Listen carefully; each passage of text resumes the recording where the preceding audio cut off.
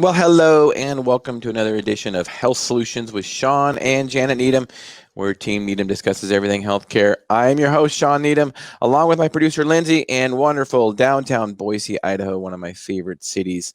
Loving it, even not bad considering the winter. So today, you don't want to miss out on this episode. Stay until the very end because Dr. Meg Hedlund is going to share her weight loss journey and how weight loss or physicians being healthy is for their patients is very, very important. So you don't want to miss out on her story. It's inspiring, and I think she is doing something that a lot of physicians should do. I think it's very important that physicians stay healthy and doctors stay healthy. They're going to tell us to stay healthy. I think it's important for them to stay healthy.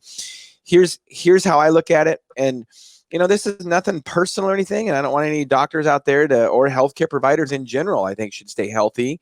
I don't want them to take this personally, but let's take it to heart.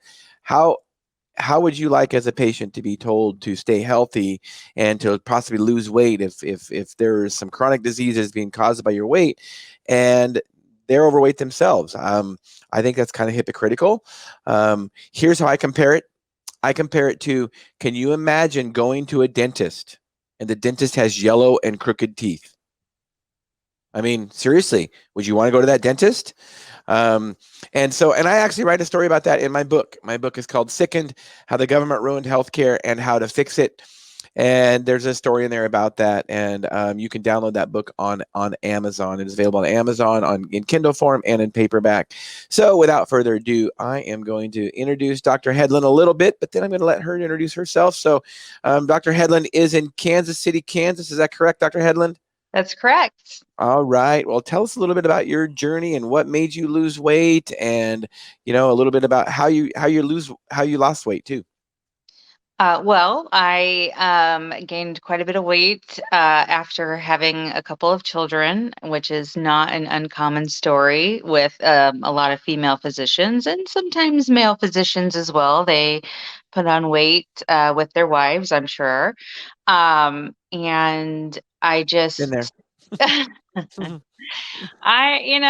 and then dealing with patients and seeing them and counseling them, I started to feel very hypocritical about what I was telling them, especially as an anesthesiologist, and telling them that there were life-threatening issues related to their weight.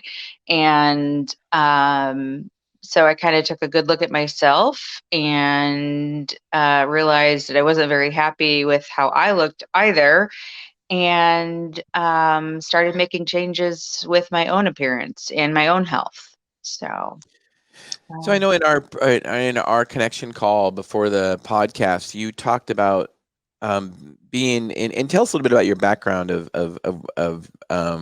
what kind of medicine you practice. But you practice in critical care, if I remember right. So, and you were basically, if a heart failure patient or some sick patient was on a transplant list or something, you mentioned that, and it's like, but to be on the transplant list, they had to lose weight. Will you mention that story and how that kind of maybe helped motivate you a little bit? sure. Yes. So if a transplant patient were to come in, I primarily work in the cardiac ICUs.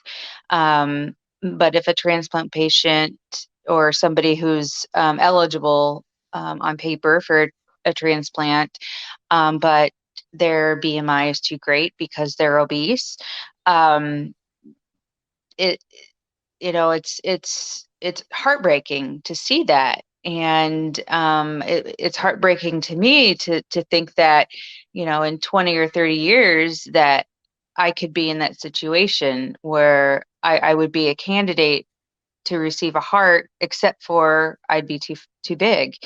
The heart, coming from a donor of a normal size, wouldn't be able to function being placed into a person of a much larger size. So, and most donors are of a normal size, generally speaking. So, and hearts have to be matched.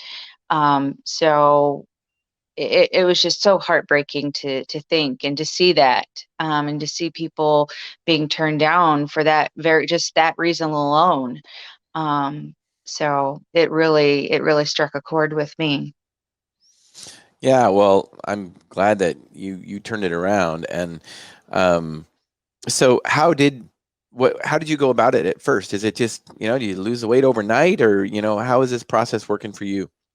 Yes, my fairy godmother showed up, and that was it. If only.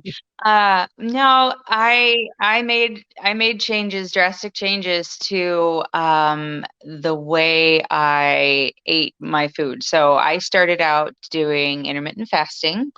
It seems to have caught on with quite a lot of people these days, but I did start intermittent fasting, and I started with a very gentle type of fasting where I did not eat breakfast and then would eat lunch and dinner and then just stop eating after 7 or 8 o'clock at night. Um, and would watch the amount of sugar intake. I don't have diabetes, but um, everyone else in my immediate blood family, parents and brother, they have type 2 diabetes. So I know that I'm at high risk for developing that. So I just stopped um, eating sugar as much as I possibly could, and I cut out soda, just a lot of processed things, really. And then as time went on, I didn't feel as hungry anymore. I didn't feel a lot of cravings, and just extended my fasts and as I could tolerate it, without sacrificing a lot of calories and health. And before I knew it, I was losing weight, keeping muscle, and I didn't add a lot of excessive exercise. I walked, um, and that's really about it. Well, one thing I always say is that, if you're going to pick one if you're going to pick nutrition or exercise to help you lose weight, nutrition is more important than exercise. We have I to, yeah, we have to, first of all, you can't exercise your way out of a bad diet. So you can exercise all you want, especially as we get older. You can get away with it when you're younger, but you cannot exercise your way out of a bad diet. If you're eating bad, you can't exercise enough to get out of that. And we have to eat to live, but we don't have to exercise to live. So Right. eating is very important. Now, so you're intermittent fasting. Basically, you were fasting for how many hours? 18 hours, basically. I started at 16 and would eat in an 8-hour window. And then I graduated at my peak to kind of more aggressive fasting for about 20 hours and eating in a 4-hour window. Now I'm kind of back to a 16-hour window of fasting, varying with an 18-hour window. And I'll probably work my way back up. I still have a little bit more to go, but I'm out of the obese category and kind of working my way down the overweight category. Yeah, well, congratulations to you. That's awesome. That's really, really cool. And you know, I, I always tell patients or listeners and viewers that, the most dangerous thing we can do as an American, statistically speaking, is to be overweight, because cardiovascular disease, which is related to obesity, Yeah. kills more Americans than anything. So it's the most dangerous thing as an American is to be overweight. And we can control that. So, what is your thoughts about how obesity is affecting the healthcare system in America? I mean, is it Oh, is it a chronic problem? it's definitely a chronic problem. Yeah, from about the 1970s on, we've seen a steady uptick in the amount of people with obesity, and the incidence of obesity has just continued to rise, especially childhood obesity. So yeah, so not only do we have this increasing incidence in adult obesity and type 2 diabetes and all of the metabolic syndrome issues that go along with obesity, but now we're seeing this uptick in childhood obesity and metabolic syndrome, and setting the stage for early diseases in our children, and even adolescents and young adults now. So it's really concerning, especially for me, as a critical care physician, having to take on that role. And it's what a role. Yeah. So Can you explain to our listeners and viewers metabolic syndrome? That might be a new term to them. Can you explain what metabolic syndrome is? I think it's very, very important. sure, it's a cluster of symptoms that present when a patient becomes when a patient is obese or becomes essentially a patient becomes obese and they become insulin resistant, they become hypertensive, they may have sleep apnea, um, they have a central distribution of fat. It becomes more of a this precursor to diabetes and heart disease and a whole host of problems that um, set you up for disaster down the road. Once someone is diagnosed with metabolic syndrome, that is a wake up call to start a life change. So, Well, and one thing, so many times, and if you'll comment on this, many times I think, there's obese patients that say, oh, well, I don't have diabetes yet, so I don't have to worry about it. But I mean, you look at them and they've got the metabolic syndrome. So mhm. can you comment on that? Because there's some people think they're in the clear because they're obese, but they don't have diabetes yet. But I mean, they're obviously the central obesity, they have hypertension, sleep apnea, and yet they think they're in the clear because they don't have diabetes. So can you comment on? You said it's a precursor to having diabetes. Can you Right. comment on that about Sure. metabolic syndrome? Sure. Um, once you have once you have metabolic syndrome, this is like a warning shot that you're going to develop diabetes. And when you have diabetes, essentially your pancreas is not working as it should, and for lack of a better explanation or term, your blood is kind of poisoned with sugar. And so your kidneys are going to be taking a hit and getting some damage. Your nerves are going to take a hit and get some damage. Your heart is going to take a hit and get some damage. Your eyes are going to take a hit and get some damage, and and many other organ systems. But that metabolic syndrome is a warning shot to your body and to you to tell you, hey, your blood is getting sugar in it and it's not clearing, and sugar in the blood is toxic at high levels, and so you need to do something about that. And when you have excess sugar in the blood, it's stored as fat, and we have that central fat, and in turn that causes problems with our breathing at night, and we have extra strain on the heart, and we end up with hypertension with our increased afterload, and so on and so forth. So there's a lot of the physiology on down the line. So that metabolic syndrome is that flare gun that our body is sending up. Help, help, help. Right. So tell us in your practice how obesity affects diseases and how you talk to your patients about it. Oh gosh, yes. So I have two jobs essentially. I am an anesthesiologist, and I'm also the critical care physician. And sometimes they overlap. So especially when there's a code blue, I'm doing a little bit of both with sedation and intubation.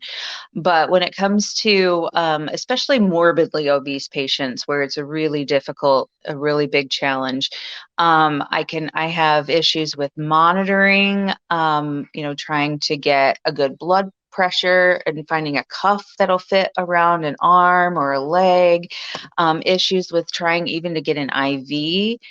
Finding vascular access, even the nutritional challenges, because just because somebody is obese does not mean that they're nutritionally healthy. Just, it's the flip of anorexia. It's that mirror on the complete swing. Trying to get good control of blood sugar can be very difficult as well. And when somebody is sick in the ICU, super high blood sugar can make that illness even worse. So getting good control of that blood sugar is difficult sometimes, and we have to use high amounts of insulin, and that can be dangerous in itself, and we have to watch that very closely, as you know, as a pharmacist. It can be very difficult for the nurses with watching for pressure sores and moving the patient and monitoring and positioning and posture, watching for accidental extubations and so on. There's pharmacology challenges with dosing and with body weight and pharmacokinetics and pharmacodynamics. Also, using with their body weight, and this goes into the pharmacodynamics and kinetics, but how do you dose their anticoagulation and their antibiotics? The weight of their body with the respiratory system causes a decrease in the amount of lung that they have available. So it's very hard to open up lung and exchange air for them. And then there's, sleep apnea if they're not intubated, difficult airway issues, risks of aspiration or stomach contents going into the lungs, difficulty ventilating with the ventilator. If a surgical airway or a tracheostomy is needed in an emergency situation, it's very difficult to be able to find the right space for that. Gosh. I mean, it's a list of challenges. I mean, I can just go on system by system. It's right. just, there are just so many things that are affected that we really don't stop to think about. So, I mean, that's really how important it is. And so, Dr. Hedlund, what is, the patients that you see as a critical care doctor, how many of those patients are obese? And they're one of the reasons they're in the hospital is probably because of their obesity. Is that common? I would say that obesity is a contribution to the reason they're in the hospital would be about 20 to 30% at least of the patients that I see. So back on intermittent fasting, I know, and I want to kind of clear this up because I know there's some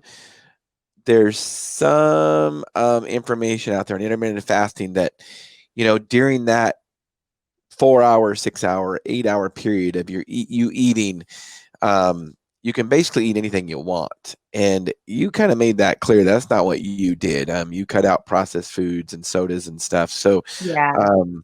I want to make sure that our viewers and listeners know that about intermittent fasting, because there is some information out there. It's like, oh, well, what you've been doing forever has not worked. So do this and you can eat anything you want between this 4-hour window. But I don't necessarily agree with that because, if you, there again, you can still eat a lot of bad stuff in 4 to 6 hours. Even if it's not too much calories, you might lose weight. That doesn't mean it's good for you. So, and I just wanted to, we had Dr. Shawn O'Mara on, we're going to have him on our podcast again in a few months, I hope. And he is big on intermittent fasting, and he talks about, fasting anywhere from, 24 to 48 to even 72 hours. And when he talks about us as humans, evolutionarily speaking, metabolically speaking, that was not that uncommon for us to fast for 3 days if we were hunting most of our food.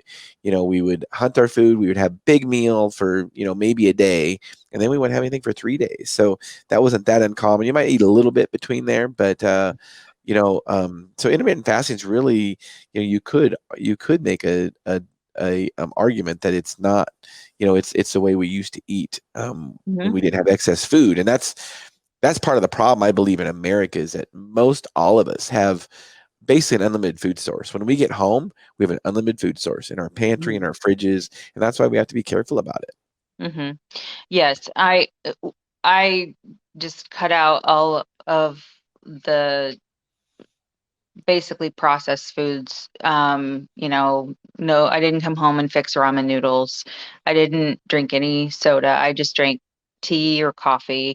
I did allow myself to have some creamer, but I didn't use any Splenda. I just stopped that. If I was going to use sugar, I just used sugar, um, because I felt like that was more natural, and that was that. I didn't cut out 100% of sugar because I ate fruit.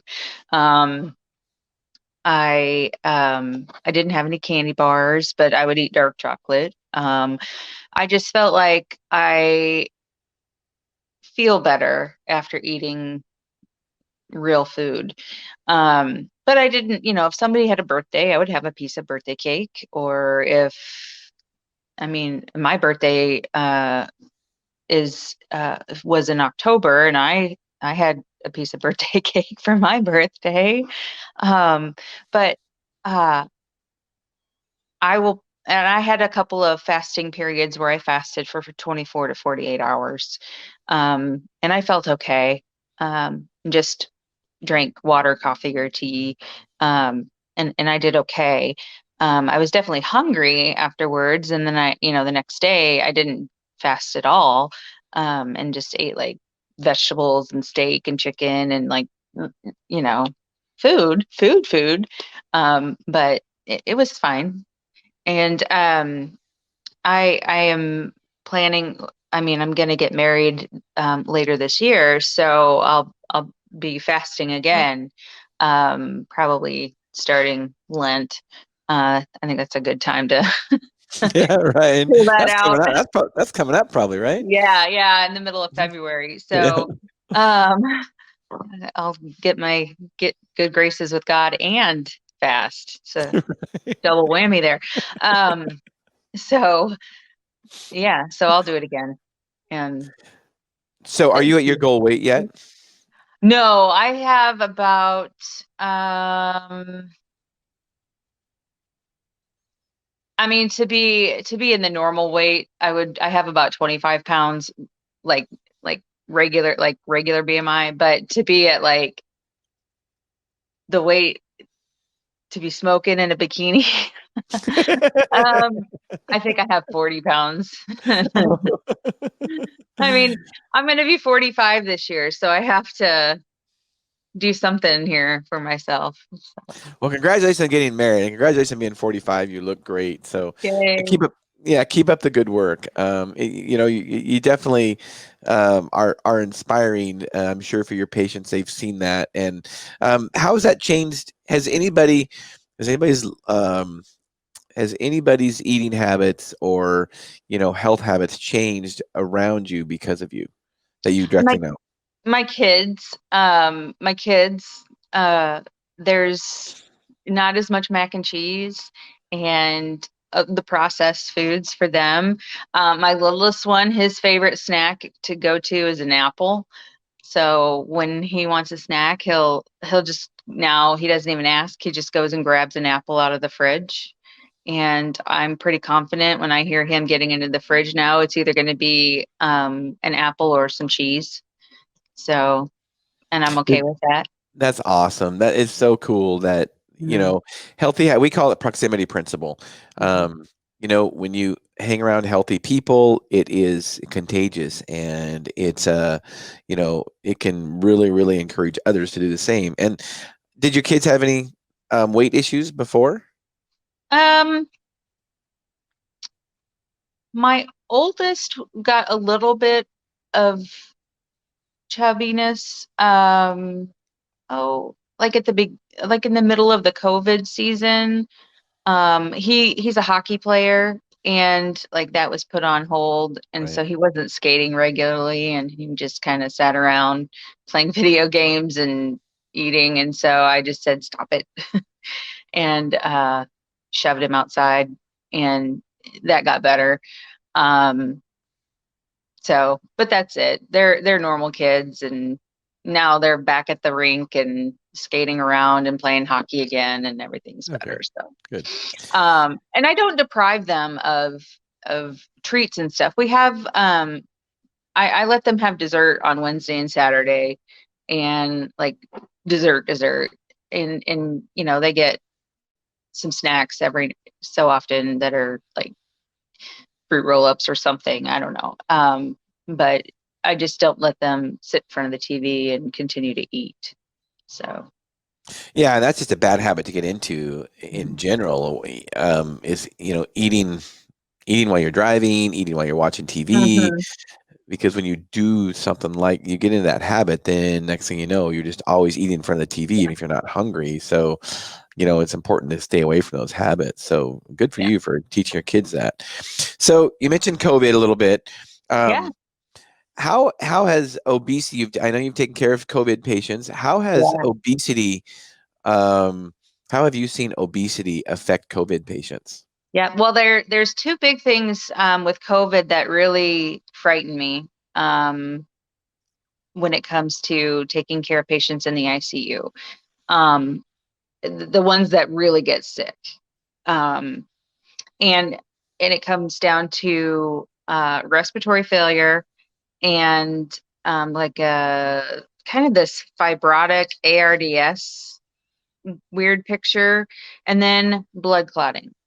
And when it comes to obesity and those two things, there's like this huge intersection, because obesity, you already have this restrictive kind of breathing issue with the weight of the obesity, and the limitation of the lung volumes, and then add on top of it, ARDS, and it's just a recipe for disaster trying to ventilate and oxygenate these patients on a ventilator with a breathing tube. So um, there's a real, it's just really difficult to um, just try to get them through that.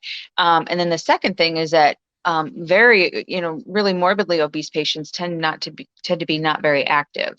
And so they are just a baseline higher risk for blood clots, just based on Virchow's triad principle of endothelial disruption and inactivity and so on. So, and then couple it with COVID, which is this procoagulant disease, and then you have issues with blood clots in the legs, the lungs, brain.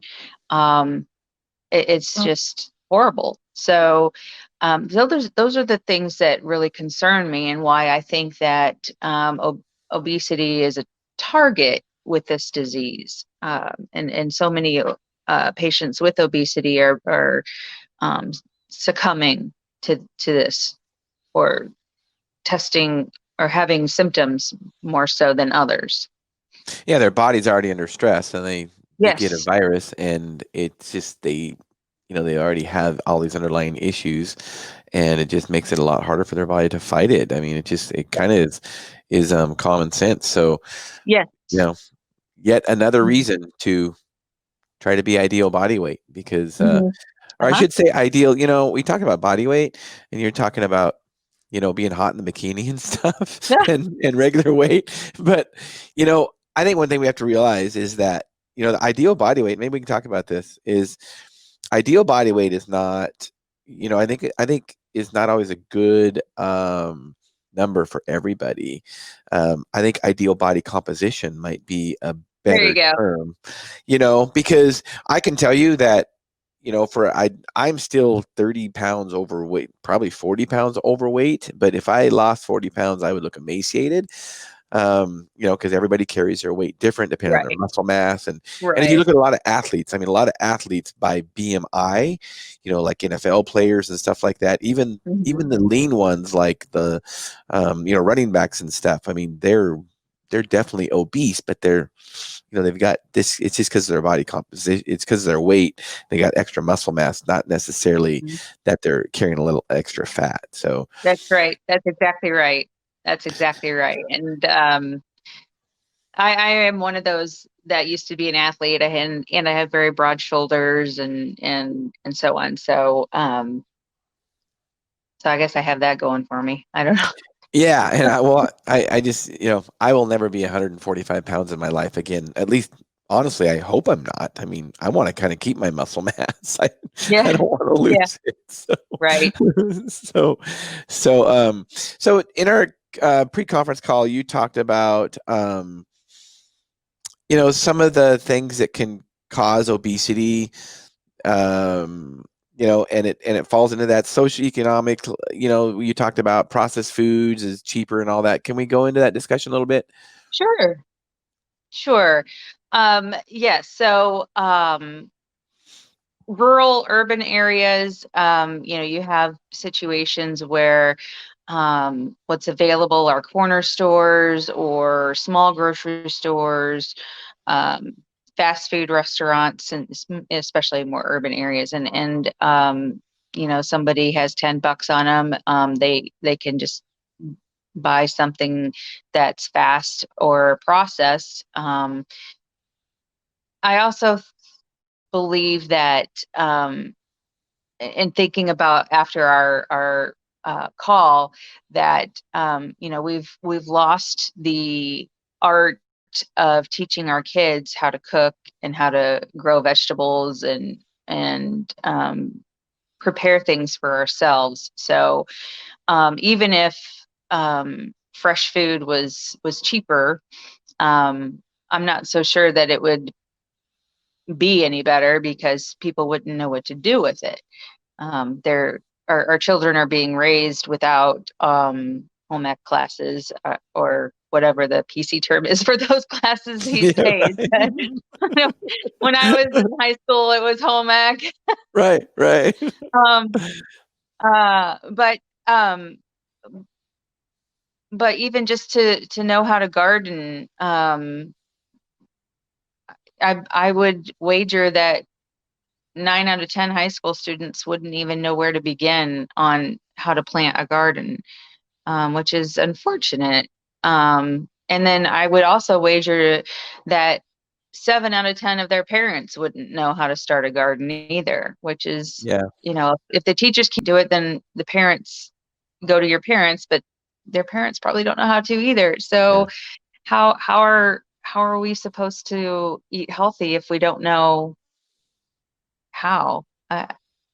So, Yeah, definitely. And I know, there's always a discussion about eating healthy is expensive. Now, um, I'm glad you brought this up because that's not necessarily true. I think it's just that eating healthy is not quite as convenient. So yeah. it's easier to go to McDonald's and, pay some money to go to McDonald's than it is to cook something. But here's a perfect example. Um,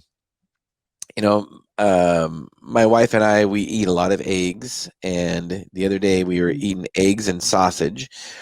And just out of curiosity, I don't do the shopping, so I don't know how much stuff is. But I asked her how much the eggs were. Well, I did the math, and each egg was like 25 cents or something, less than that Mhm. actually, because we buy 60 at a time. Mhm. And then with the sausage, it was a few dollars. So I mean, we ate breakfast for like $4 or $5 for both of us, Mhm.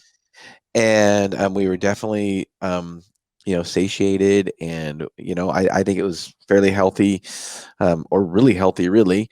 I know some people argue that pork's not, but I will debate that all day long. I don't really think you can eat too much sausage or too much bacon. I mean, you really honestly can't. um, so anyway, and then we had some friends. We were actually traveling, and I was cooking on a little grill actually, and we had some friends that went into town and went to McDonald's. And came back and we asked them, well, how much did you spend at McDonald's? They spent $15 at McDonald's. Obviously, their food was not near as good, and we spent $4, $4 or $5 for both of us. Mhm. And really, honestly, it doesn't take that long to cook 2 eggs and some sausage. I mean, within 20 minutes, your breakfast is done. Right. Eh, yeah, and then, but we get into the argument of people say, "Well, I don't have time to do that." Oh, really? You've got time to search your phone all day long on Facebook, and or you got time to surf on the internet or whatever, or play video games, but you don't have time Mhm. to cook healthy. I mean, so Right. I just don't buy it. I mean, and that it's kind of like the exercise thing when people say I don't have time to exercise. Just don't say that. Don't lie like that. Say you don't make time, because I guarantee you are doing something else that you could be more productive. Yes. Get off Facebook, get off whatever, and Mhm. be more productive exercising. So I just like to get that out there, that there's a misnomer about eating healthy is expensive, because especially like you're talking about, if you did grow your own garden, and that is a lot of work for sure. I think it's a very important thing. Fortunately, I live in a rural area. I grew up on a farm. I grew up working on a farm, not on a farm. My wife grew up on a farm. Mhm. We definitely know how to grow our own stuff. We don't, um, but another thing is too, is just a farmer's market. I mean, if you go to a farmer's market in the summer, Mhm. you can buy fruits and vegetables for so cheap. I mean, Mhm.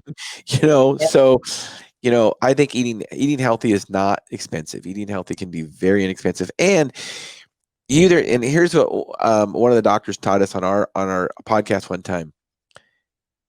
Pay the farmer now or pay the doctor later. You Yes. know, Yep. right?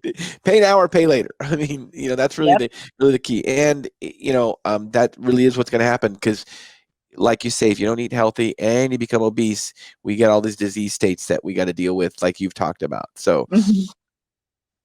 Indeed. so yeah. So, Dr. Hedlund, I want you to just kind of follow up and just tell us what drives you, what is your passion? I love taking care of my patients. I love to just make sure that they're safe.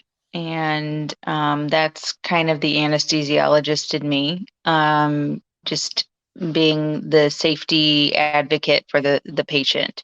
Um, I also I really enjoy the thrill of critical care, and um, want to, for lack of a better term, save lives. But I am coming to realize that um, it's not always the acute care portion that saves lives. It's the preventive care as well. And I will never ever be one of those doctors who can stand clinic.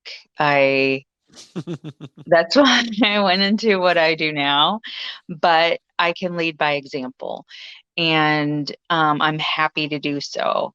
I'm proud to do so. And today I didn't wear any makeup on purpose, because makeup, I can make my makeup look like my face is like perfect and like very chic and thin and stuff, but I just wanted to, like, this is really me and what I look like and who I am. And so when just some random person who's not a physician watches this podcast, they can look at me and see that, Yeah. oh, well, this person like is a real human being who did this, and I can do that too. I'm not, all put together today. I'm not all like, oh, this is so unattainable. It's perfectly attainable. And not that hard to do, really. Not, it wasn't really that hard to do in retrospect. Um, so I, that's, I'm, I can't believe that I'm saying it, but I am very passionate about it. Yeah, that's awesome. It's such a great story. And just a reminder, I don't know if we went into it, how much you lost to total of how much weight did you lose total? Well, at my highest, right after I gave birth to my last, I don't know if I told you that. I was like 290 at my like highest. Now You that was know, why you were pregnant, or that was like right after I gave birth. holy And now smoke, granted, a lot of it was water weight and for preeclamptic sure. issues, but still, I mean, it was weight. I mean, it was how much I weighed. Um, and I think I had to go to the doctor last week for something. I twisted my knee. And I weighed like 181 or something because post-holiday. Sorry. So, over 100 pounds in the last, let's see, my oldest is 5. I don't know. But Wow. Yeah, um, that's life changing for sure. yeah. But let's see, I got down to like I probably weighed 230 pounds when I moved to Kansas City. And that was 2.5 years ago. And so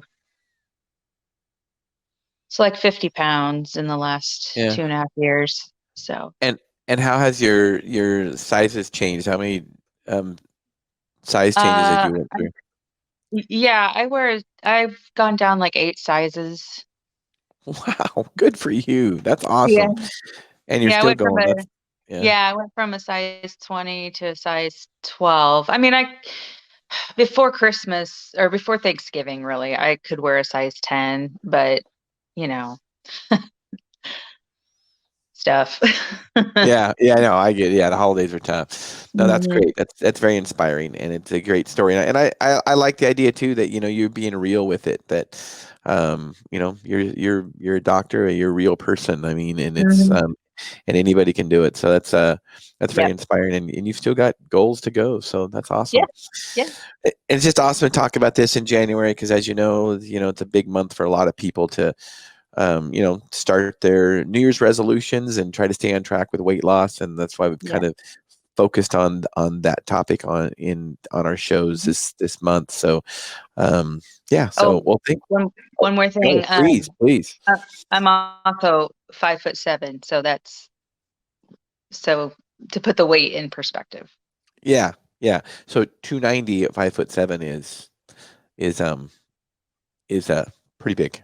And it That is was amazing. And you're just talking about body types and stuff. I mean, it is amazing that 5'7", you're my height. And even though you say you're 40 pounds overweight and the BMI chart will say that, it is Mhm. amazing how, you carry your weight fairly well just because of the way you're built. So Mhm. you look great. Thanks.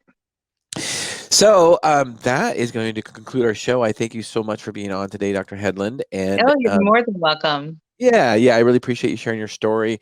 And one of the things about sharing our stories too is I have a weight loss journey myself, and one thing about sharing our stories is it kind of keeps us accountable. In my opinion, it's helped with me, because I've shared it with so many people now. It's like I can't gain weight back now.